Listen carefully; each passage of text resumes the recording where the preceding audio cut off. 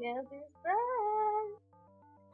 No, it's been like a super long time since I've made a vlog or anything, but I've had the craziest year ever, and I really haven't had time for this or for anything other than being healthy.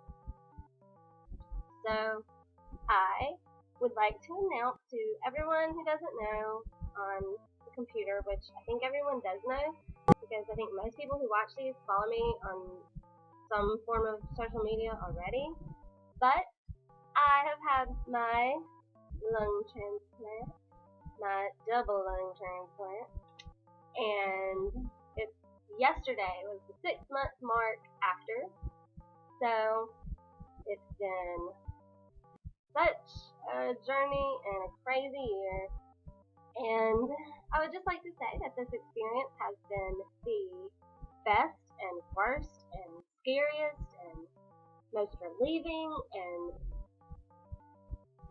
most precious and also my least favorite gift I've ever been given. It's everything you can imagine rolled into one experience. It's every emotion you can fathom having just in one big, in two big organs being shoved into your body. So if you can imagine, it's been pretty wild, and I decided it was time to start telling my story and helping other people who are maybe going through transplant or have family members who are going through some sort of transplant. So I really hope this is helpful, and I'm going to get started with where my last vlog ended, which was a sad, crying, embarrassing display of emotion. But that was in May of 2013. After that, let's see, that was back whenever I got my peg tube and I made that whole video about it. During that stay, after those, I was put on oxygen. I started out on 2 liters, because I started retaining, carbon dioxide at that point. So, and quit breathing. So, I was put on oxygen. Well, I was kept in the hospital there for 4 months and was released finally in late May. Then I had 2 solid months of probably the most normal life I had had. The rest of 2013 for me is a big fat blur. I don't remember much of it, because I was in the hospital again in August and September, went home for about a week, and then started running fever and started not being able to breathe, and we went to the hospital on Halloween Day, and I was pretty much immediately put into ICU, but I was on a BiPAP 24/7. For those of you who don't know what that is a face mask like this that they strap around your entire head. You look like Bane from Batman, but you don't sound like him. No one can hear anything you say, actually. It gets really frustrating. But anyway, it's super uncomfortable, and it like suctions to your face. And so it's like hooked up to your oxygen, and it's supposed to, it like shoves the air down your throat and into your lungs. That's the step before ventilator time. And so my doctors she talked to my parents about I needed a ventilator. Well, we didn't want to do anything too intrusive, so we decided to try an external ventilator. And most people don't know what that is. It is the evolution of the iron lung. It is essentially an iron lung, but portable. You wear it. I don't know. It's like like a turtle shell, a clear turtle shell. It comes from here to here. You strap it on. It goes also on your back. And by the way, it's really uncomfortable. It hurts like a B word because it completely suctions and pulls your rib cage away from your lungs to allow them to breathe. And I was on that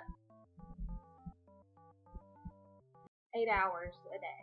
Luckily, I didn't have to be on it full time, but my doctors weren't feeling like it was really helping.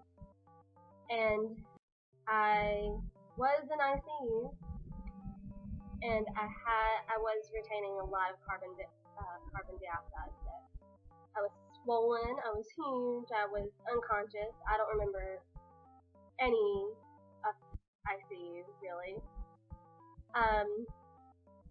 So anyway, my parents had to have the discussion of what would they do with my body when I died, because the doctors really felt like I wasn't going to live.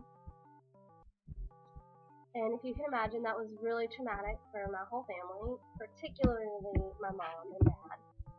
But my mom, real strong with Christian faith, and she said, no, we're not going to plan this funeral. We're not going to give in to this. She is not going to die. This is just happening right now, and it's not permanent. And basically told the doctor she wasn't going to talk to them about that. She didn't want to hear it. Well, amazingly, my body stopped retaining carbon dioxide enough that I was able to go to a step-down unit, which is more like a regular hospital room environment, but you're on 24/7 monitors and nurses that are pretty much always there and are watching your every move. I started some physical therapy in the hospital, but it didn't help much because there's only so much you can do in a step-down unit in a patient who can't breathe on their own. Then, after 4 months in step-down, they moved us to our regular floor of the hospital, which is the pulmonary floor, where all the CF patients are, where I grew up, and I know all the nurses, and I've been to weddings and baby showers and all kinds of things because they basically raised me.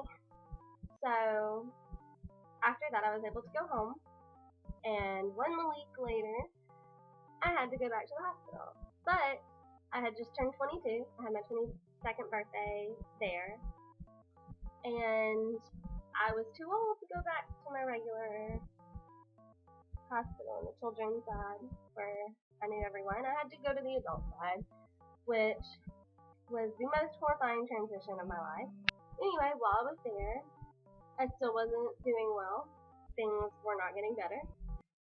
And one day, I'd been there for 3 weeks, and my doctor comes in and he says, you know, Noelle, it's been weeks, and you've been in the hospital months, almost a year. And I think that right now your only option is transplant, and it's time to start looking at facilities. And we'll talk to insurance, and we'll find out what they'll pay for it, and we'll pick from those places, and basically this is your only option, because if you start retaining that CO2 again, you could go down so quickly that we couldn't save you. So that was exciting and also upsetting. Exciting because who wants lungs that feel like your rib cage is crashing in on them, and you really feel like if you could just open up your rib cage a little bit, expand that a little bit, then you could just breathe so much better and have so much less pain. By this point, I was on so many different narcotics for pain. So, I immediately knew I wanted to go to Duke University in North Carolina. I knew immediately that's what I wanted. I didn't have to think about it. I didn't have to look at any other brochures. I just knew.